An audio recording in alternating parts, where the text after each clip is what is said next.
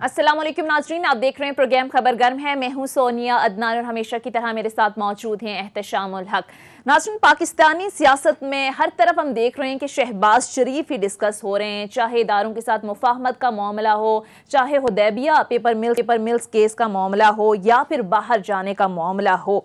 दूसरी तरफ हम देख रहे हैं कि एक तरफ जो हुकूमत है हुदैबिया पेपर मिल्स, जिसे मदर ऑफ ऑल क्राइम्स कहा जाता है, वो खोलने की बात कर रही है और फिर शहबाज शरीफ को बाहर जाने से रोकने की बातें हो रही हैं। तो दूसरी तरफ हम देख रहे हैं कि गुज़िश्ता दिनों मुस्लिम लीग नून के बड़े एक सीनियर रहनुमा मोहम्मद जुबैर साहब ने एक टीवी टॉक शो में ये कहा है कि हमारी पिंडी के साथ सुलह हो गई है। काफ़ी दिनों से इस तरह की कुछ खबरें भी सामने आ रही थी। अब अंदर की कहानी क्या है, आज ज़रा एहतशाम साहब से जानेंगे कि क्या कुछ चल रहा है।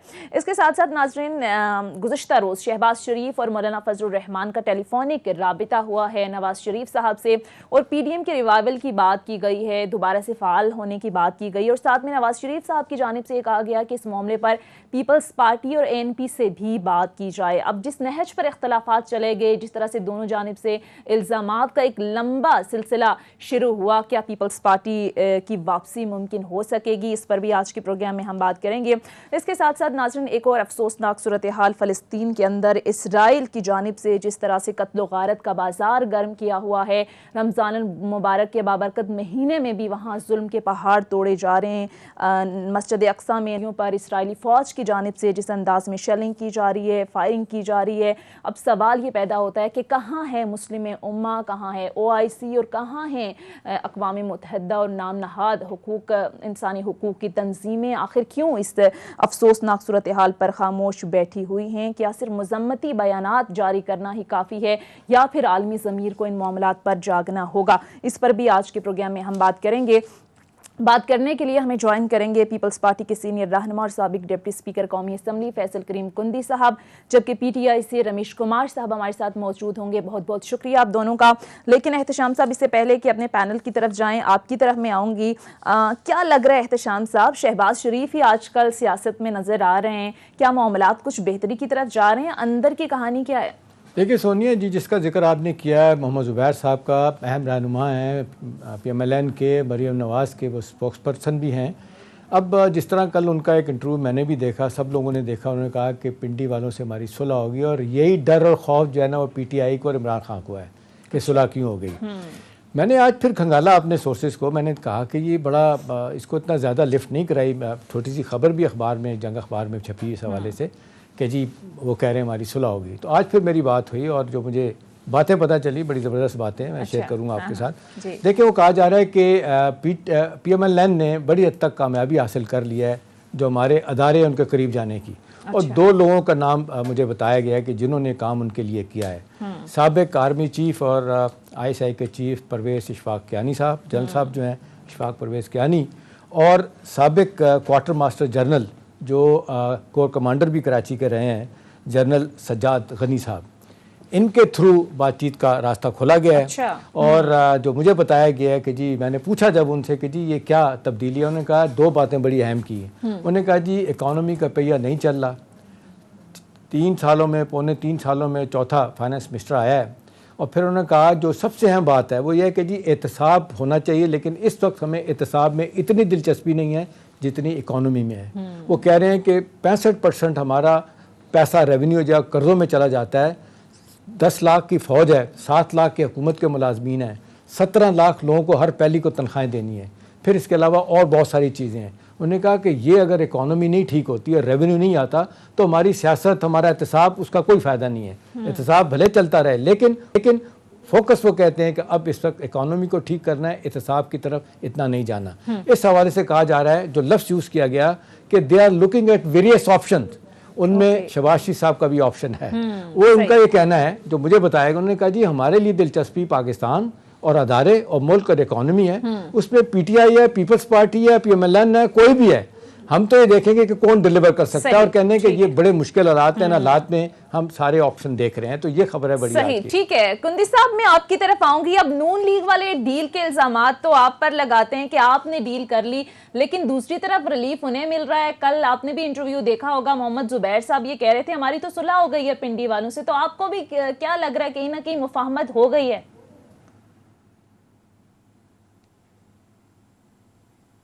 सबसे पहले तो मैं रमेश साहब के भाई फौत में अफसोस करना चाहूँगा। इनसे मुलाकात नहीं पहले प्रोग्राम में है, ये अफसोस करूँगा रमेश भाई से। आपने जो बात की कल के इंटरव्यू की, मुझे नहीं पता कि इन्होंने क्या बयान, इन्होंने जो कल बयान दिया है कि हमारे हालात जो हैं वो पिंडी के साथ ठीक हो चुके हैं, सुलह हो गई और खुद कह रहे सुलह हो गई है, और आप कह रही हैं कि डील हमारी हो रही है। सुलह उनकी हो रही है और डील हमारी हो रही है। हमारे तो आज भी देखें केसेस चल रहे हैं। खुर्शीद शाह साहब 2 से ज्यादा हो गए हैं, वो बगैर किसी गुनाह के जेल में हैं और उनके केसेस प्रोलॉन्ग किए जा रहे हैं। कभी कुछ नहीं होता, कभी कोई नहीं होता, और फिर इल्जाम आप लोग हम पे लगा लेते हैं कि फिर इस पार्टी की डील हो चुकी है। अच्छी बात है इनकी सुलह हो गई, लेकिन जो माजी में बयानात मियां साहब ने दिए थे या मरियम साहब ने, क्या वो दोनों इस पे माफी मांगेंगे जो उन्होंने गलत बयानी से काम लिया था? क्योंकि उन्होंने तो कहा था कि हमने तो इन लोगों से हिसाब लेना है, और ये इस जुर्म के वो इन्होंने ये मतलब जुर्म किए हैं, इसलिए इन्होंने हिसाब देना है।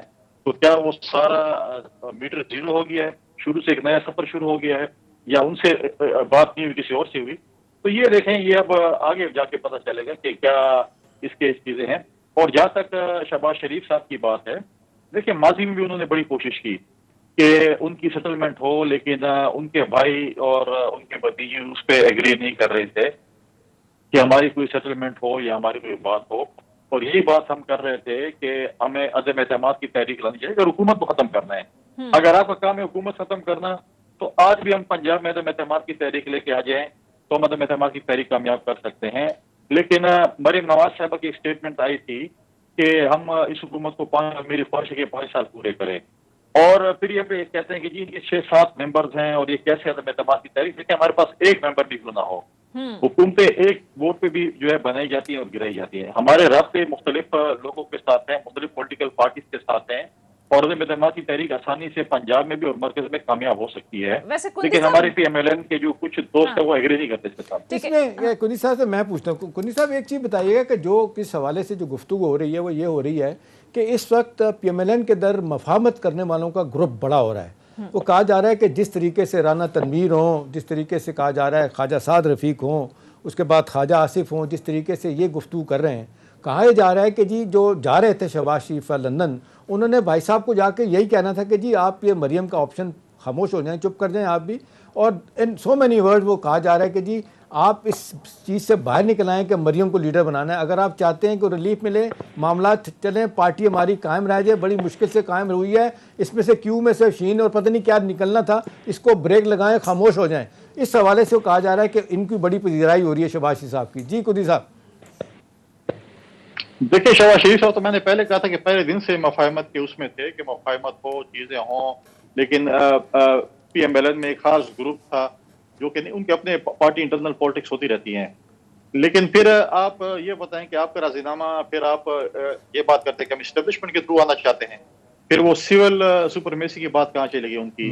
जो बड़े बड़े दावे कर रहे थे कि हम बड़ी जमहूरी जमात हैं, हम जो है सिविल सुपरमेसी की बात करते हैं, फिर वो सिविल सुपरमेसी की तरफ तो कहते हैं हम एस्टेब्लिशमेंट के थ्रू आना चाहते हैं, एस्टेब्लिशमेंट हमें हुकूमत दे दे। तो ये तो ये मतलब मैं तो ये समझाऊं, शायद मैं इतना मतलब है कि ज्यादा मुझसे रमेश कुमार साहब मुझसे ज्यादा रमेश कुमार साहब की तरफ ही आ जाते हैं। ठीक है रमेश कुमार साहब, आपको क्या लगता है? जाहिर है सबको पता है कि शहबाज शरीफ साहब जो है वो हमेशा उनका जो बयानिया रहा है वो मुफाहमती रहा है।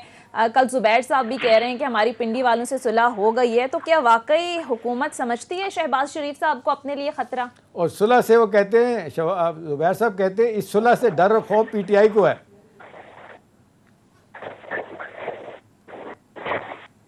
जी रमेश कुमार साहब, कभी भी कोई भी तब्दीली अगर आई, पाकिस्तान के अंदर कभी कोई तब्दीली वगैरह अगर आई है तो उसकी एजेंडा जो है ना वो इंटरनेशनली हुई है, क्योंकि आपको पता है कि अफगानिस्तान से वजह जारी है, इसराइल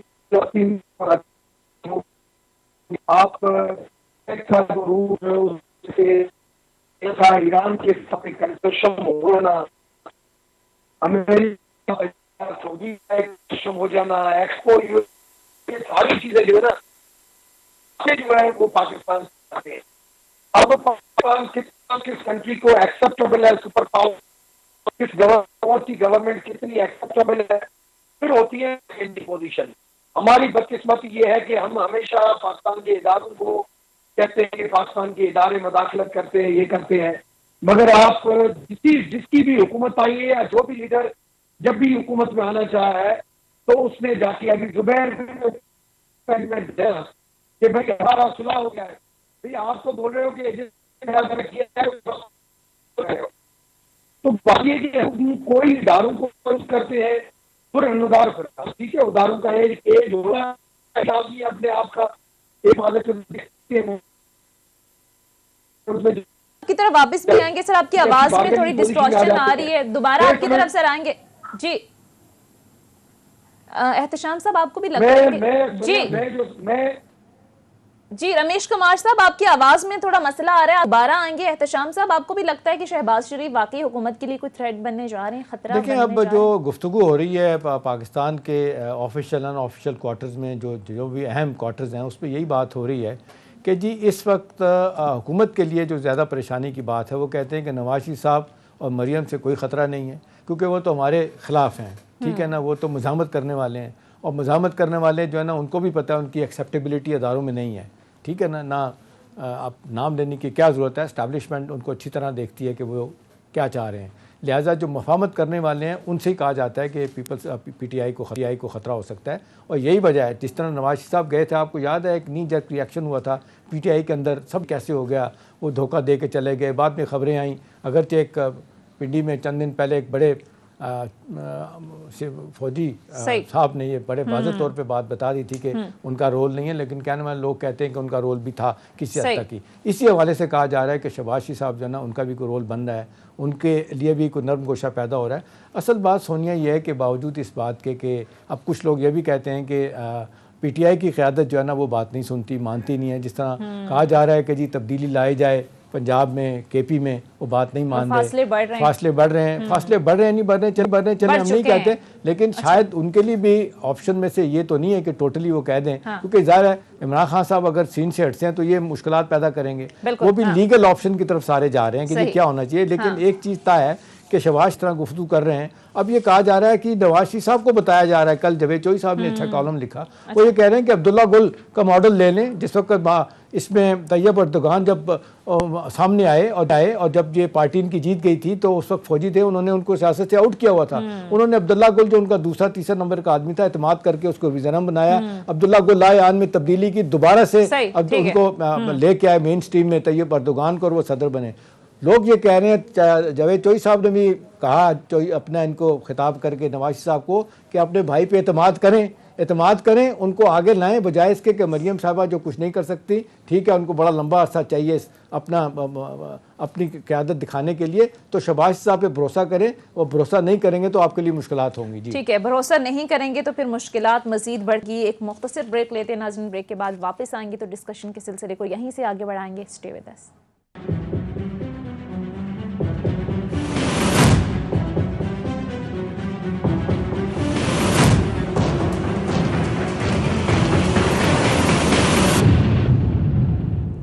ब्रेक के बाद खुशामदीद। रमेश कुमार साहब, अब ये हुदैबिया पेपर मिल्स का जो मामला आप दोबारा से खोलने जा रहे हैं, इस पर काउंटर ये आता है कि क्योंकि अब तक जितने भी अपोजिशन पर आपने केसेस बनाए, इससे निकला कुछ नहीं, साबित कुछ नहीं हो रहा, लिहाजा अब आप गड़ा मुर्दा खोदने जा रहे हैं, इससे भी निकलेगा कुछ नहीं। तो आपको लगता है कि इस केस से कुछ ना कुछ निकलेगा या फिर कुछ साबित कर पाएगी गवर्नमेंट?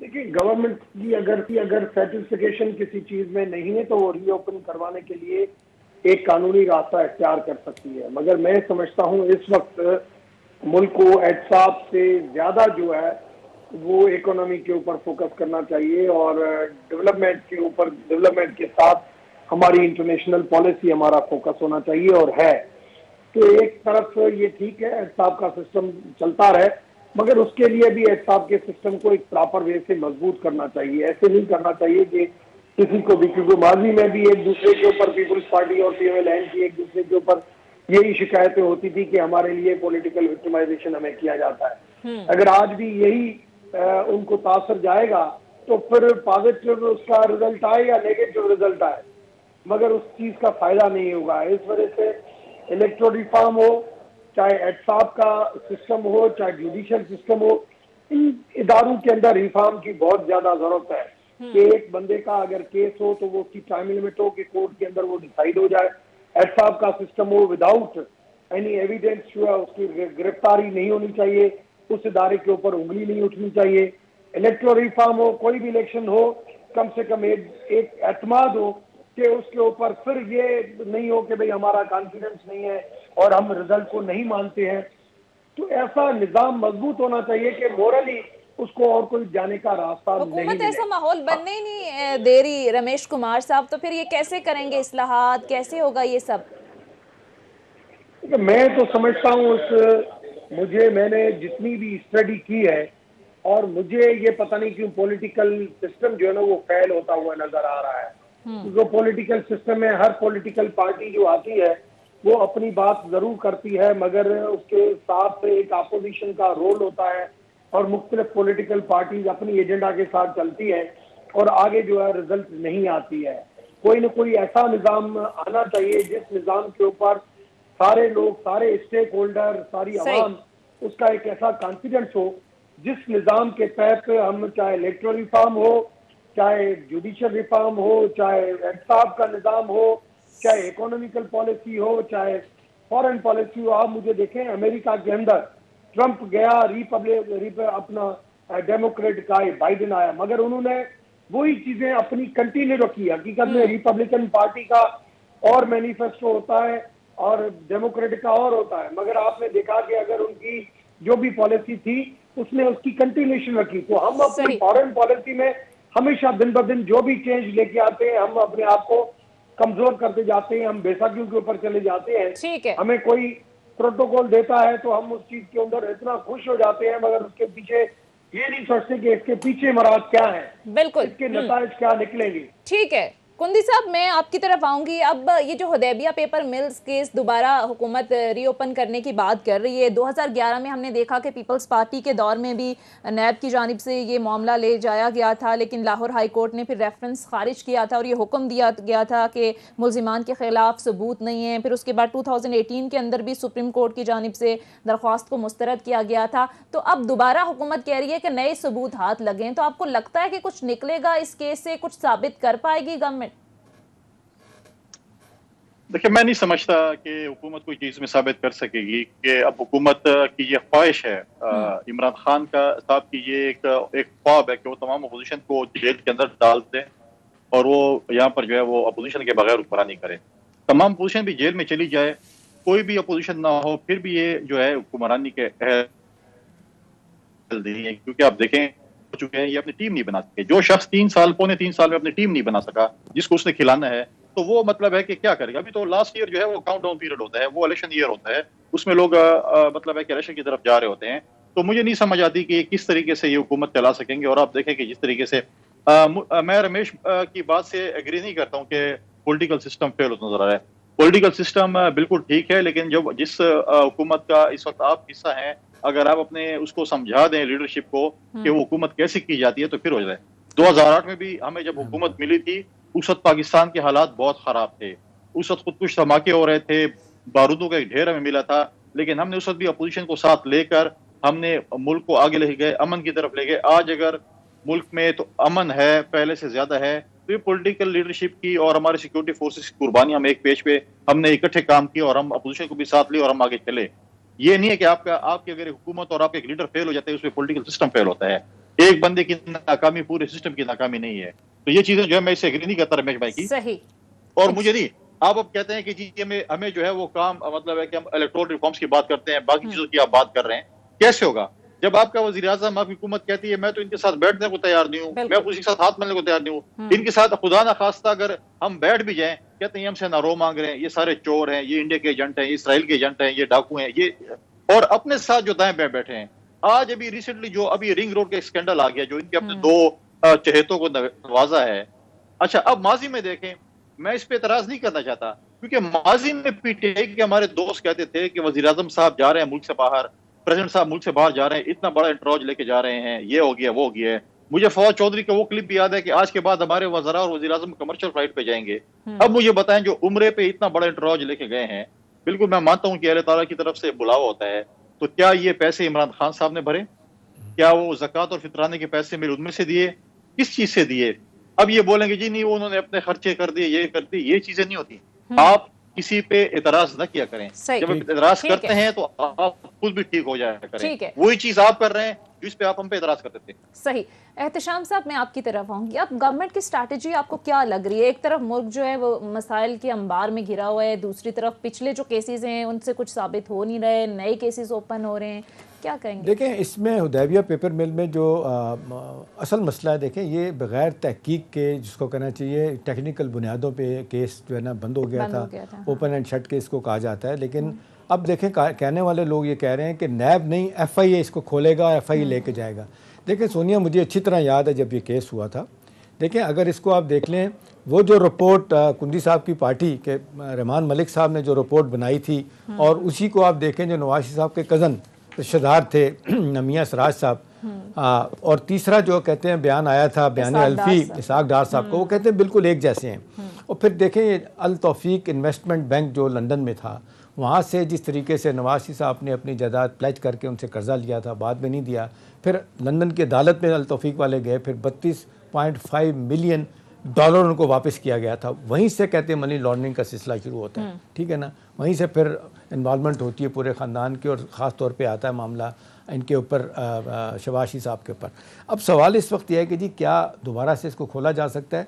मैं बड़े दिनों से बातचीत भी सुन रहा हूँ, जो लीगल माइंड है वो भी बातें कर रहे हैं, और जिस तरीके से एतजाज़ एहसन साहब कुंदी साहब की पार्टी के बहुत बड़े स्टालवर्ट हैं, वकील हैं, उनका ये कहना है कि जी ये केस चल सकता है, नई शवाहद की बुनियाद पर चल सकता है। और फिर लोग कहते हैं कि इस केस का इसका ट्रायल हुआ ही नहीं, ट्रायल कोर्ट की तरफ से सम्मन कभी हुआ ही नहीं किसी को। और जब ये मामला चल रहा था, निकला उस वक्त ही सुलह सफाई हो गई, कहते हैं नवाज साहब की फैमिली की। आपने देखा सऊदी अरब इसमें पड़ा और वो सऊदी अरब चले गए, मामला बीच में ही लटक गया। फिर दरमियान में दोबारा खोलने की कोशिश की गई। वो कहते हैं इस लिहाज से केस चला ही नहीं, इस पर तहकीक हुई नहीं आज तक। तो मेरा ख्याल है अगर हुकूमत कहती है कि जिनके पास नए शवाहिद आए, और लोग कहते हैं कि टाइम बार्ड केस नए शवाहिद हों तो खुला जा सकता है। साहब अदालतें तो सबूत मांगती हैं, तो साबित करना आसान होगा? देखिए, साबित करने वाली बात तो माजरत के साथ सुनिए, अब तक तो यही है ना। अब तक तो आप देख लें, लोग यही कह रहे हैं कि जी इतने इतने केसेस हैं। लोग शहबाज साहब के बारे में जी 56 केसेस, साफ पानी, आशियाना, वो गड़े और गंदा नाला केस, सारी कोई साबित नहीं होता। तो ये बुनियाद पे फिर PTI PMLN का केस मजबूत हो जाता है कि जब अदालतों से आप किसी को कन्विक्ट कराने में कामयाब नहीं होते तो फिर जाहिर है उनका बयानिया मजबूत हो जाता है, जो है वो कमजोर हो जाता है। ठीक है कुंदी साहब, कुछ PDM के रिवाइवल की भी बातें हो रही हैं, और नवाज शरीफ साहब ने कहा है कि पीपल्स पार्टी और ANP से भी बात की जाए। अब जिस हद तक, जिस नहज तक मामला जा चुके हैं, पीपल्स पार्टी क्या वापसी हो सकती है? पीपल्स पार्टी की सोच विचार हो सकती है? देखिए सोनिया, मुझे नहीं मियां साहब की स्टेटमेंट ऑफिशियल है या मैंने ऑफिशियल स्टेटमेंट मियां साहब की नहीं देखी। पाकिस्तान पीपल्स पार्टी की CC की एक मीटिंग हुई थी जिसमें हमने अपना मौक़िफ़ पेश किया था कि ये जो एक्सप्लेनेशन उन्होंने हमसे मांगी थी या शो कॉज की बात कर रहे थे। हम PDM जो है वो कोई जमात नहीं है, हम 10 पार्टियों का एक इत्तेहाद था। हम किसी के जवाबदेह नहीं है जो हमसे ये शो कॉज कर दे। और उस पर जो है हमने कहा कि गैर मशरूत माफी मांगी जाए, तो फिर हमने PDM से सिर्फ इस्तीफे दिए थे तजाजन, और ANP है उसने वॉकआउट किया था। लेकिन देखें PDM का हम अब आज भी कह रहे हैं कि ये देखें दो पॉलिसीज हैं। अब मरियम हमारा तो यह था कि इस हुकूमत को गिराया जाए, हुकूमत के खिलाफ हमने एक महाज बनाया हुआ था। वहां पर मरियम नवाज साहबा कह रही कि नहीं, इस हुकूमत को 5 साल और इमरान खान साहब को 5 साल पूरे करने चाहिए, मेरी ख्वाहिश है। तो क्या मौलाना साहब ने उनको भी शो कॉज नोटिस दिया कि आप किस हिसाब से ये बात कर रही हैं? हम तो PDM वाली इस हुकूमत गिराने के चक्करों में हैं और आप इसको 5 साल दे रही है, तो आप इसके एक्सप्लेनेशन दें। लेकिन मौलाना साहब को ये तौफीक हासिल नहीं हुई कि वो उनसे एक्सप्लेनेशन मांगते।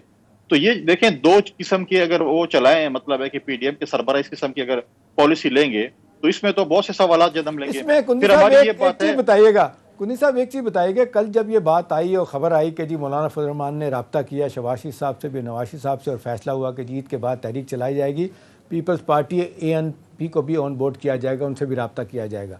यही सवाल कल कमर उज़्मा कायरा आपकी पार्टी के लीडर हैं, उनसे जब हुआ तो उन्होंने कहा कि मौलाना फजल रहमान ने से हम बहुत हर्ट हुए हैं।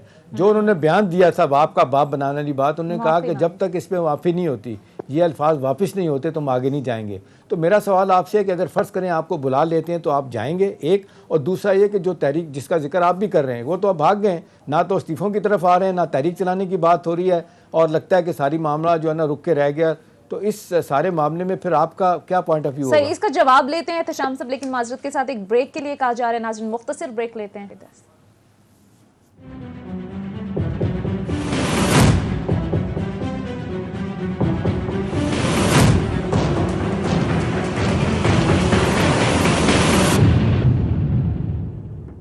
ब्रेक के बाद खुश आमदीद जी। कुंदी साहब, अभी जिस तरह से एहतशाम साहब ने भी बात की कि कल कमर ज़मान कायरा साहब ने भी कहा है कि जब तक माफ़ी नहीं मांगी जाती, जब तक वापसी का कोई इम्कान नहीं, तो जब तक क्या बाकायदा तौर पर माफ़ीनामा नहीं आता, माफ़ी नहीं मांगी जाती, पीपल्स पार्टी का वापसी का वाकई कोई इम्कान नहीं है?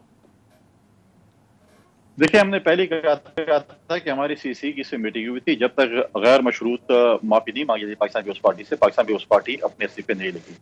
लेकिन यहाँ पर दूसरी बात है कि देखें, जो हमने प्लान ऑफ एक्शन दिया था पीडीएम को, जिसमें जिमनी इलेक्शन था, सेनेट का इलेक्शन था, फिर लॉन्ग मार्च था, उसके बाद जो है इन हाउस चेंज था, जो चीजें हमारी आज अगर अपोजिशन जमातें कह रही हैं कि हम जीत रहे हैं और हुकूमत से हम जीते हैं सीटें, 11 में से 10 सीटें अपोजिशन जीती हैं, तो ये क्रेडिट पीपल्स पार्टी को जाता है कि अपोजिशन जमातों को उन्होंने राग़िब किया कि आप आए, हमने कन्विंस किया कि आप लोग आए और अब जिमनी इलेक्शन लड़ते हैं, वरना आज पीटीआई को वॉक ओवर मिलता। उसके बाद धरने के साथ अचानक जेयूआई और पीएमएलएन ने अपने इस्तीफे नती कर दिए कि हम नो कॉन्फ्रेंस की तरफ न जाए। हम कह रहे हैं हमें नो कॉन्फ्रेंस मोशन का एक वो आजमाने दें, उसके बाद आखिरी हरबा हमारा है इस्तीफे देना। लेकिन आप क्यों कह रहे हैं कि जो है पहले इस्तीफे दें? आपने हुकूमत से जान छुड़ानी है तो आप पीपल्स पार्टी पीएमएलएन लगा रही है, सिलेक्टर की, सिलेक्टेड की, सुपर सिलेक्टर की, और फिर उसके बाद ये कि जी अब आप ही खास चाहते उनकी हैं, वो कहते हैं आप उनकी हैं। इस सारे मामले में इख्तलाफात तो इतने आगे चले गए हैं पीपल्स पार्टी पीएमएलएन के, तो आपको लगता है कि अगर फर्ज करें आप वापस पीडीएम में जाए भी तो कोई तहरीक का एक हिस्सा बन के दोनों इकट्ठे चलेंगे? शाह साहब, ये तो हम बहुत बड़े चेहते हैं, हम तो मानते हैं, क्योंकि हमारी जमानतें भी हो गई हैं, हम मुल्क से बाहर भी जा रहे हैं, हमें इजाजत भी मिल गई है, हम इलाज कराने भी जा रहे हैं, सबसे बड़े चेहते हम हैं, क्योंकि हमें सब कुछ मिल गया। हमारे खुर्शीद साहब की जमानत हो गई है, जरदारी साहब के भी और पार्टी के दूसरे लीडरों के भी केस खत्म हो गए हैं, जरदारी साहब भी इलाज के लिए मुल्क से बाहर जा रहे हैं, तो सब कुछ हम सबसे बड़े चेहते लगते हैं, बाकी तो कोई भी नहीं है। लेकिन अपोजिशन जमातों के साथ देखें, डायलॉग्स तो पाकिस्तान पीपल्स पार्टी पहले दिन से डायलॉग्स पे बिलीव करती है।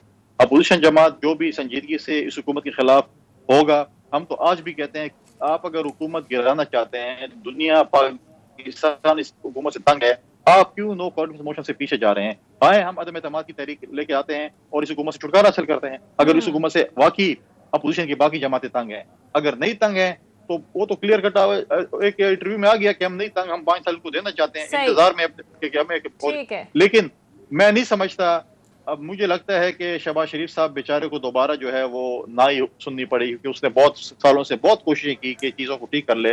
लेकिन मेरा ख्याल में जो गवर्नर साहब की स्टेटमेंट है वो उन्होंने सुलह तो कर लिया, लेकिन मेरे ख्याल में सुलह ज्यादा देर शायद चली नहीं होती। यानी हुकूमत के लिए थ्रेट नहीं, आप ये कह रहे हैं शहबाज शरीफ साहब?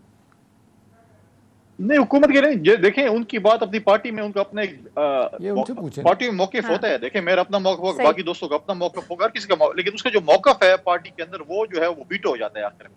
तो वही प्रॉब्लम है उनके लिए कि जब वो वीटो हो जाएगा तो उनकी दोस्ती खत्म हो जाएगी। रमेश साहब, अगर सुलह हो जाती है वो सही मानों में दारों की पीपल्स पीएमएलएन के साथ, तो आपकी पार्टी किधर जाएगी? क्या होगा आपके साथ?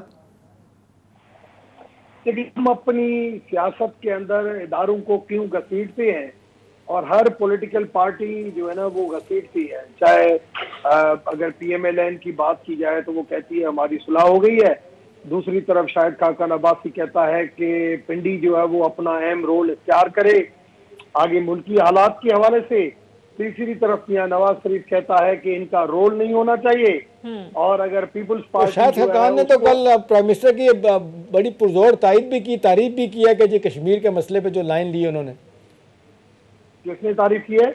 शाहिद खाकान अब्बासी ने कल कहा है ना कि जो उन्होंने कहा है, कल प्राइम मिनिस्टर ने कहा है कि किसी सूरत में भी जब तक ये 5 अगस्त वाला फैसला वापस नहीं होता, ये जो स्टेटहुड ख़त्म की गई है कश्मीर की, किसी सूरत में भी हम बात नहीं करेंगे हिंदुस्तान से।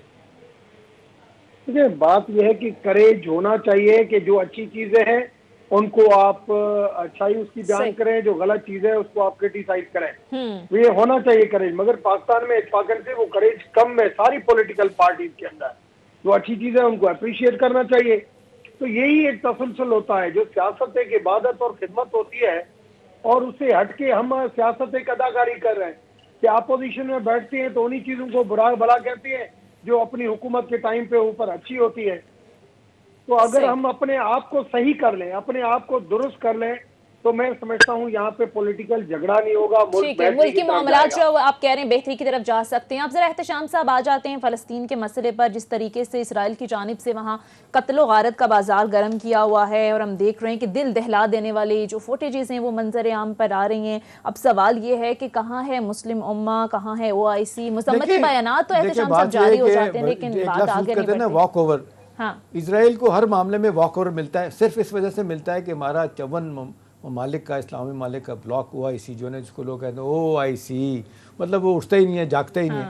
अब ये पहली मरतबा जिस तरीके से हम देख रहे हैं, अर्दोगान साहब भी, प्राइम मिनिस्टर हमारे भी, महातीर भी, और बड़ी कोशिश कर रहे हैं कि जी किसी तरीके से इस पे OIC का एक फोरम एक वाइब्रेंट रोल प्ले करे, और फिर इसी तरह से इंटरनेशनल कम्युनिटी, अच्छी बात है इंटरनेशनल मीडिया, सोनिया जो है ना बड़ी आवाज़ उठा रहा है, जो रिपब्लिकन और इसके साथ साथ कुछ लोग हैं डेमोक्रेट्स भी, और इसी तरह बरतानिया की पार्लियामेंट के लोग भी इंडिविजुअली इस पर आवाज़ उठा रहे हैं, लेकिन हुकूमती सतह पे खामोश हैं, क्योंकि कोई भी बरतानिया, अमेरिका, यूरोप, हिंदुस्तान इजराइल के खिलाफ कोई बात करना नहीं चाहता। मेरा ख्याल है वक्त आ गया है कि हमें एक प्लेटफॉर्म पे जाना होगा, सऊदी अरब को बड़ा रोल प्ले करना होगा। ठीक है, आप दोस्तियां निभाना चाहते हैं, करें उनसे भले, लेकिन जुल्म सितम जिस तरीके से हो रहा है, आप देखें तबाही के मनाजर जिस तरह दिखाए जा रहे हैं, इसको रोकने के लिए ज़रूरी है कि एक बाकायदा तौर पर हिकमत अमली बनाई जाए, इंटरनेशनल फोरम पे इस मसले को उठाया जाए, तब जाके बात बनेगी। ठीक है कुंदी साहब, OIC एक प्लेटफॉर्म बना हुआ है, फिर मुस्लिम उम्मा है, सिर्फ बयानात देना ही काफ़ी है या अमली तौर पर भी कुछ करना होगा इन मसाइल से जान छुड़ाने के लिए? आप देखें फ़लस्तीन के अंदर जिस तरीके से जुल्म सितम ढाए जा रहे हैं, मकबूजा कश्मीर के अंदर जो कुछ हो रहा है।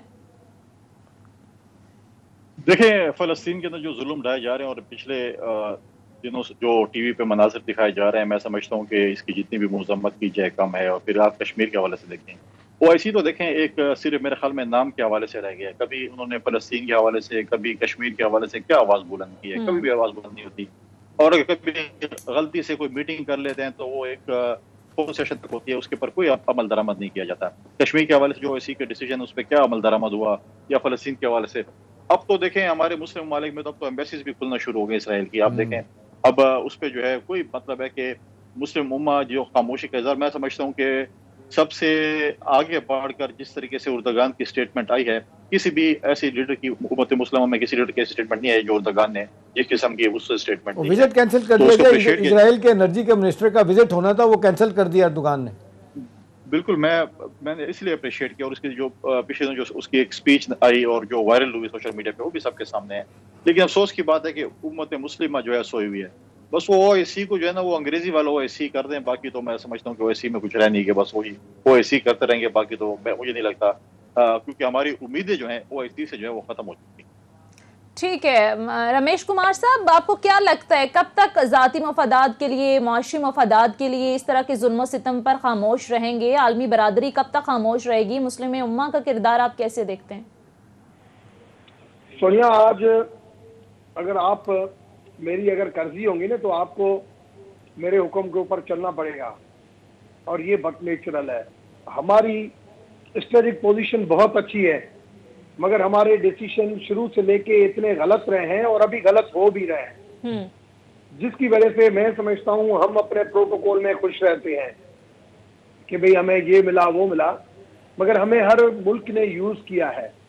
हमने कभी भी अगर 9/11 का वाकया हुआ तो उस वक्त भी हमारे डिसीजन जो थे वो अपने मुल्क के अंदर दहशतगर्दी लेके आए, और मुझे वो पुराना दौर सेम जो है ना वो दोबारा जो ना मैं देख रहा हूँ यहाँ पे कि दोबारा जो हालात जा रहे हैं, इन हालात के अंदर हम इंटरनेशनली गेम के ऊपर दोबारा जो है वो फंसते हुए जा रहे हैं।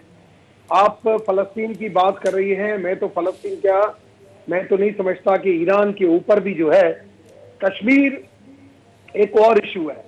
कश्मीर के अंदर एक पाकिस्तान का बच्चा जो है ना उसकी इन्वॉल्वमेंट है, जिसकी वजह से हमें ओपनली हम तरीके से इंटरनेशनल कम्युनिटी को भी कह सकते हैं कि यहाँ पे हमारा कंप्रोमाइज नहीं है। ठीक है, मगर फलस्तीन हो, ईरान हो या और कोई इशू हो, उस इशू के ऊपर हम अपनी खुद मुख्तारी के साथ अगर बहुत और बोल्ड और ब्लंट स्टेटमेंट दे सके, एक तो दे भी नहीं सकती, और दूसरी चीज ये कि मैं समझता हूँ हमें हर मुल्क अपने मफादात को पहले तरजीह दे, ठीक है, बनस्बत दूसरों की इन्वॉल्वमेंट। एहतशाम साहब क्विकली, तैयब उर्दगान अगर खुलकर सामने आ सकते हैं, इसराइल के हवाले से खुलकर बात कर सकते हैं, तो फिर चौवन दीगर जो इस्लामी ममालिक हैं उनके सरबराहान क्यों नहीं खुलकर सामने? देखिए, ये होती है कि पूरी अपने अवाम की सपोर्ट 100% ऑलमोस्ट उनको सपोर्ट अपने अवाम की है। जिस तरीके से कारकर्दगी दिखाई है टर्की में, जो इनकलाब ये लेके आए हैं कि $40 बिलियन, इसको मर्द बीमार कहा जाता था टर्की को, यूरोप का, वो कहाँ से कहाँ ले गए। आज देखें 200 फौजियों को जनाब जिस तरीके से उन्होंने